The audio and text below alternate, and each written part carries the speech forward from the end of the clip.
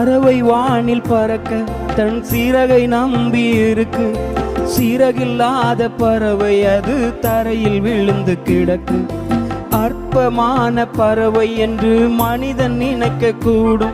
அந்த பறவையையும் பாதுகாக்க உந்தன் கண்கள் தேடும். உம்மை நம்பி வந்தவர்கள் கெட்டு போனதில்லை.